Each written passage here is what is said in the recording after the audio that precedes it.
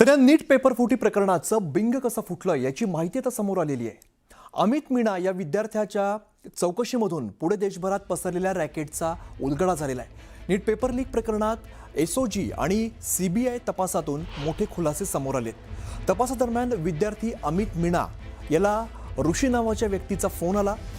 Payment का झालं नाही असा सवाल करत 2027 मध्ये आणखीन पैसे कमवून देण्याचं आश्वासनही देण्यात आलेलं होतं। चौकशीत अमितने 5 लाख रुपयांना पेपर विकत घेतल्याची आणि तो पुढे विकल्याची कबुली दिली आहे। यानंतर एसओजीचा तपास जयपूर, गुरुग्राम, हरियाणा आणि नाशिकपर्यंत पोहोचला।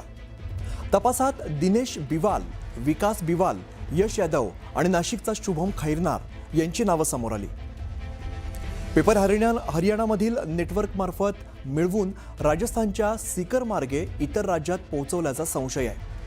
तसंच पेपर केरळमध्ये शिकणाऱ्या एका MBBS विद्यार्थ्यांपर्यंत पोहोचल्याचा दावा तपास यंत्रणांनी केलाय। विद्यार्थ्यांना परीक्षेमध्ये तेच प्रश्न दिसल्यानंतर हा प्रकार उघडकीस आला।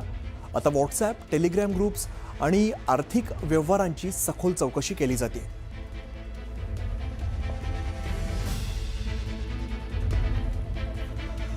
तर अमित मीणा या विद्यार्थ्याच्या चौकशीमधून हे सगळं बिंग फुटलेलं आहे। 5 लाखामध्ये पेपर विकत घेतल्याची कबुली दिलेली होती। अगदी महाराष्ट्रापासून राजस्थान, केरळ, देशभरामध्ये हे नेटवर्क कशा पद्धतीने काम सुरू होतं याचा आता उलगडा होताना दिसतोय। प्रशांत दिला रामदास आमचे प्रतिनिधी आपल्याला अधिकची माहिती देतात। प्रशांत, आपण बघतोय अमित मीणा या व्यक्तीचं नाव समोर येत आहे ज्या विद्यार्थ्याच्या चौकशीतून हे सगळं बिंग फुटलंय।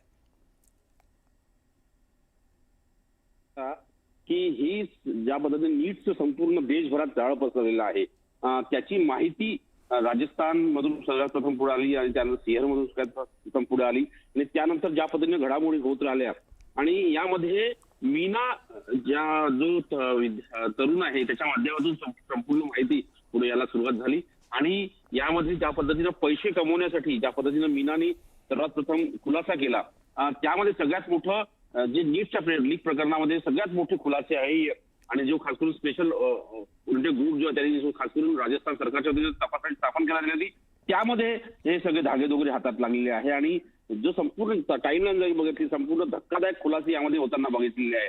त्यानंतर सीबीआयचे अटकसत्र सुरू झाले। अमित मीणा यांच्या चौकशीमध्ये ऋषी नावाच्या तरुणाचा फोन पुढे आला तर त्याला पेमेंट का झाले नाही असा सवाल करण्यात आला। त्यानंतर 2027 मध्ये तुला जर पैसे कमवायचे असेल तर तुला हे पूर्ण सिस्टम समजून घ्यावं लागेल असं त्याला सांगितलं आणि त्यानंतर जेव्हा त्याला शक आला की अमित ऋषीला बोलायला सांगितलं त्यावेळी त्याला संशय आला त्यामुळे त्यांनी ज्या पद्धतीने कट केला फोन कट केला आणि महत्वाचं म्हणजे या चौकशीमध्ये अमितला हे मान्य केलं की 5 लाख रुपयामध्ये पेपर विकलेला आहे आणि तो पेपर अनेक लोकांना त्यांनी विकला हे देखील मान्य केलं होतं। आणि त्यानंतर दिनेश बिवाल असो त्यानंतर मुंगीलाल बिवाल असो त्याचा मुलगा विकास बिवाल असो ज्या पद्धतीने हा संपूर्ण जो तपास आहे गुरुग्रामच्या माध्यमातून यश यादव जो नाशिकचा शुभम खैरनार असो असे अनेक नावं साधारणतः 10 नावं या संपूर्ण तपास याच्यामध्ये पुढे आलेले आहेत ज्यामध्ये पेपर स्वीकारून चुरू मार्गे केरळमध्ये पोहोचला तिथे अनेक MBBSच्या विद्यार्थ्यांपर्यंत पोहोचला। तो MBBSच्या विद्यार्थ्यांनी जे 12वीतले विद्यार्थी आहेत त्यांच्यापर्यंत पोहोचवलं ज्यांना नीट यावर्षी द्यायचं होतं।